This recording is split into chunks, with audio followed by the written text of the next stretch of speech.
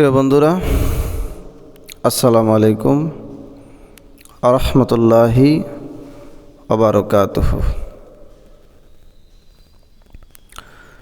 সবার কাছে আজকে ছোট্ট একটা বিষয় নিয়ে কিছুটা ভিন্ন বিষয় নিয়ে আলোচনা করার চেষ্টা করব। বিষয়টা হচ্ছে, আজকে ইসলামী দুনিয়া, সারা পৃথিবীর মুসলমানরা, আমরা বিশেষ করে আমরা আরব কান্ট্রি, পৃথিবীতে যত মুসলমান আছে হাতে গোনা কয়েকটা দেশ ছাড়া বেশিরভাগ মুসলমান মনে করি এরা নামে মুসলমান। কিভাবে? তারা সব ইচ্ছায় হোক অনিচ্ছায় হোক, তাদের দেশ, প্রশাসন, মিডিয়া, এলিট পার্সেন্ট লোকেরা যেভাবেই হোক, ইচ্ছায় হোক অনিচ্ছায় হোক, এরা পশ্চিমাদের দালাল। ইউরোপ, আমেরিকা, ইসরায়েলের পরোক্ষ কেউ প্রত্যক্ষ গোলাম, কেউ পা চাটা গোলাম, কেউ হাত চাটা গোলাম। একভাবে না একভাবে কেউ পারসেস, অথবা একভাবে না একভাবে কেউ তাদের দালালি করছে, তাদের থেকে সুবিধা নিচ্ছে। আর এটা এমন সময় করছে যেই সময় আজকে মুসলমানের পিঠে দেয়াল ঠেকে গিয়েছে। কাশ্মীরের মুসলমান, আফগানের মুসলমান, ইরাকের মুসলমান, সিরিয়ার মুসলমান, লিবিয়ার মুসলমান। সবচেয়ে গুরুত্বপূর্ণ কথা হলো, আল্লাহর অসংখ্য লক্ষাধিক নবী যেই ফিলিস্তিনের ভূমিতে এসেছেন, যেখানে তাদের জীবন চলেছিল, দাওয়াতি জিন্দাগি চলেছিল, যেখানে তাদের অসংখ্য নবীদের লাশ, কবর সেখানে আছে, রওজা সেখানে আছে। ওই পবিত্র ভূমি, আল্লাহর গল বাইতুল মুকাদ্দিসের ভূমি, জেরুজালিমের ভূমি, ফিলিস্তিনের ভূমি এমন এক বিপর্যয়ে পৌঁছে গিয়েছে, এমন এক ক্ষতির সম্মুখীন হয়েছে, এমন এক কষ্টের সম্মুখীন হচ্ছে গাজাবাসী, বিশেষ করে গাজাবাসী, যারা আপনারা সারা বিশ্ববাসী দেখছেন। এই পর্যন্ত প্রায় ৮০,০০০ মানুষ মরে গিয়েছে। ইন্না লিল্লাহি ওয়া ইন্না ইলাইহি রাজিউন। আরও প্রায় ১ লক্ষেরও বেশি মানুষ নিখোঁজ, আরও লক্ষাধিক মানুষ আহত, প্রায় ২০ লক্ষ মানুষ বাস্তুচ্যুত, দেশহারা। তারা স্বদেশে সংখ্যালঘুর মতো, পথ হারার মতো, দিশে হারার মতো তারা আছে। তারা এপার থেকে ওপার, ওপার থেকে এপার যাচ্ছে। সর্বক্ষণ ইয়াহুদি বেঈমান কাফিরদের বোমা হামলার শিকার হচ্ছে। খাওয়া দাওয়া করতে বসে দেখছে উপর দিয়ে রকেট যাচ্ছে, রকেট ল্যান্সার যাচ্ছে, মিসাইল যাচ্ছে। কাফির বেঈমানদের মেরে ফেলার যে হুমকিটা, সেটা থেকেই যাচ্ছে, কাটছে না তাদের। ঘুমেও, খাওয়া দাওয়ার সময়ও তাদের যেই মরব কি বাঁচব, বা নিজেদের যে একটা স্বাধীনতা আছে, নিজেদের যে একটি পার্সোনালিটি আছে, নিজেদের যে একটি সেফ আছে, এরকম বলতে তাদের জীবনে এখন কিচ্ছুই নেই, যাদের খানাই নেই এখন। তার মানে বলতে চাচ্ছি, পৃথিবীর ইতিহাসে সবচেয়ে কঠিন এক ক্ষতির, এক যুদ্ধের, এক ক্ষতির সম্মুখীন, বিপর্যয় অবস্থার সম্মুখীন, বা মহাপ্রলয়ের মতো অবস্থায়, যেন প্রলয়ের মহাতাণ্ডব দেখে নির্বিকার তারা আজ দাঁড়িয়ে আছে নিজের স্বভূমিতে। কিন্তু এমন অবস্থা দেখেও সৌদি আরব, কুয়েত, আবুধাবি, জর্ডান, বাহরাইন, মিশর, এরা বিশেষ করে পশ্চিমাদের দালালি করেই যাচ্ছে। মুখে মুখে কিছু কথা বললেও এরা প্রকৃত রূপে কোনো প্রকার, আর সবচেয়ে নিকৃষ্ট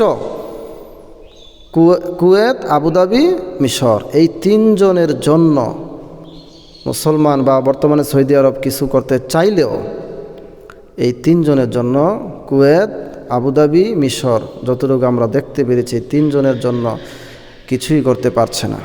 কারণ এরা বেশি থেকে বেশি ইউরোপ, আমেরিকা, ইসরায়েলের পা চাটা গোলাম এবং দালাল। তো এই কথাগুলো বলে আসার কারণ হলো যেই সময় এই পৃথিবীতে মুসলমানের নাম নিয়ে আমরা বেঁচে আছি, নামে আমরা সুন্নি জামাত এবং প্রকৃত এটা সেটা বলছি, কিন্তু প্রকৃত রূপে একভাবে না একভাবে আমাদের শাসকগণ, সমাজবাসীগণ, নেতৃত্বদানকারীগণ কি হচ্ছে, ইউরোপ, আমেরিকার অথবা বিশ্বের মুসলমান সবারই এই উপর লেভেলের লোকগুলো ইউরোপ, আমেরিকার পক্ষ হয়েও ইচ্ছাই হোক অনিচ্ছাই হোক, যেভাবেই হোক কাজ করছে বা তেমন একটা গুরুত্বপূর্ণ ভূমিকা নিচ্ছে না। তবে ধন্যবাদ জানাই বাংলাদেশকে, বাংলাদেশের বর্তমান অবস্থানকে, যারা সর্বক্ষণ এই কর্মকাণ্ডকে নিষিদ্ধ ঘোষণা করেছে, ইসরায়েলের বিরুদ্ধে গিয়েছে, ফিলিস্তিনের পক্ষে আছে, ইনশাল্লাহ আমরাও থাকব। এবং এই ফিলিস্তিনির রাষ্ট্রকে স্বীকৃতি আগের থেকে দিয়ে রেখেছে এবং ইসরায়েলকে একটি অবৈধ রাষ্ট্র হিসেবে ঘোষণা করেছে। এটা কোনো রাষ্ট্রই নয়, তাদের সাথে আমাদের বাংলাদেশের কোনো সম্পর্ক নাই, বর্তমান সরকারেরও নাই। আলহামদুলিল্লাহ, আমরা এতেই ধন্য কিছুটা হলেও। কিন্তু যেই আরবগুলো এর চেয়ে বেশি করার দরকার ছিল, ইউরোপ, আমেরিকা, ইসরায়েল মিত্রর বিরুদ্ধে, এরা কিছুই করছে না। তো যাই হোক, আমার এই সবগুলো কথা বলার কারণটা হলো খুব দুঃখের সাথে আজকে আমি ফজরের ওয়াক্তে, আমি সত্য কথা বলছি যে ফজরের ওয়াক্তে আজকে আমি একজন কট্টর সুন্নি ও কট্টরপন্থী হানাফি মাযহাবের অনুসারী। লামাযহাবীদেরকে আমি ঘৃণা করি, এদেরকে আমি দেখতেই পারি না, ফিতনা ও ফাসাদকারী মনে করি। শিয়া মতাদর্শের লোকদেরকে আমি সবচেয়ে বেশি ঘৃণা করতাম, বিরোধিতা করতাম। কিন্তু আজকে বিশ্বের মুসলমানের এই পিঠে যখন দেয়াল ঠেকে গিয়েছে, আর নামদারি মুসলমানরা যখন আমেরিকা, ইউরোপ, ইসরায়েলের গোলামি করছে, ওই সময় সেই শিয়ারা আজকে মুসলমানের পক্ষে প্রায় নেতৃত্ব দিচ্ছে, অস্ত্র, অর্থ, বুদ্ধি, জনতা দিয়ে, সৈন্য দিয়ে মুসলমানের পক্ষে এক প্রকার নেতৃত্ব দিচ্ছে। এক প্রকার আল্লাহর ঘর বাইতুল মুকাদ্দিসের জন্য, আল্লাহর ঘর বাইতুল মুকাদ্দিসের জন্য প্রকৃত মুসলমান দাবিদাররা, মানে যারা পরিমাণ কিছু তো করছেই না, কিছুই করছে না, অথচ করার বহু কিছু আছে। কিছু করছে না, বহু কিছু করার আছে তাদের হাতে।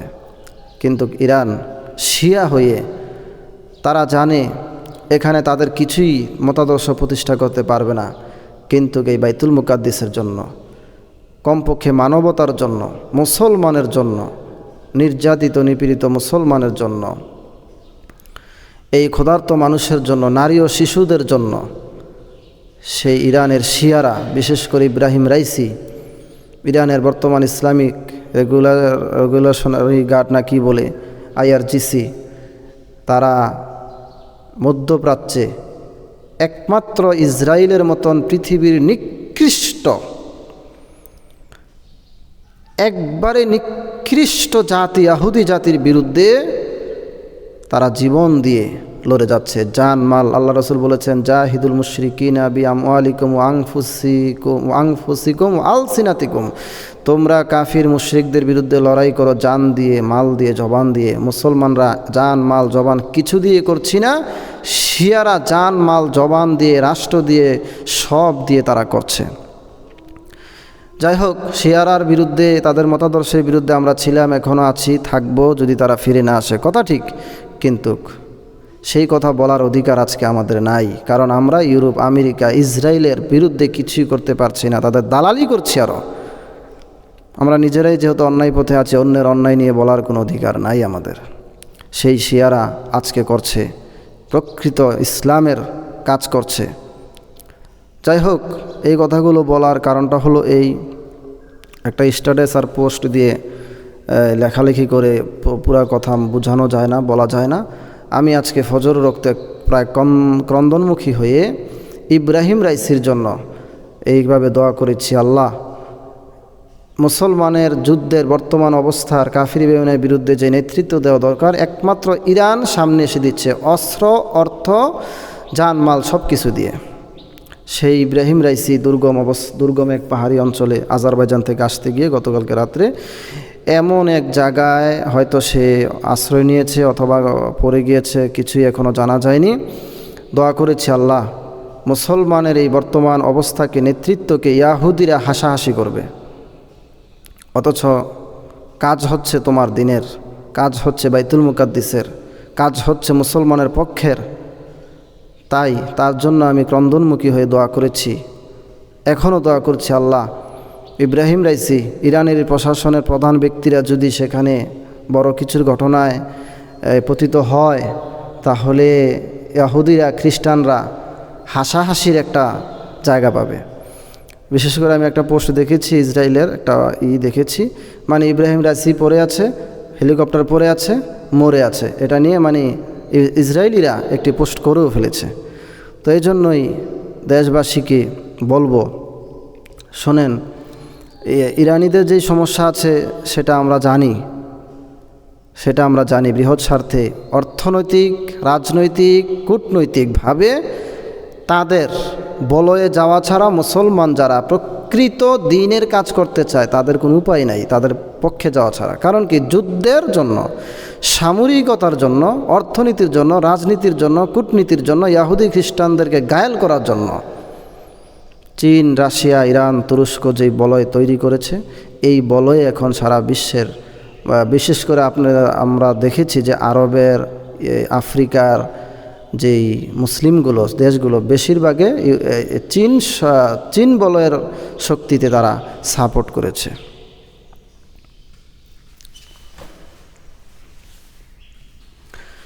আর ইউরোপ, আমেরিকা, তাদের যে ডলার শক্তি, ক্যাপিটালিজম শক্তি, IMF-এর শক্তি, বিশ্বব্যাংকের শক্তি, তাদের যে একটা শক্তি ছিল, অর্থনৈতিক নিষেধাজ্ঞা বা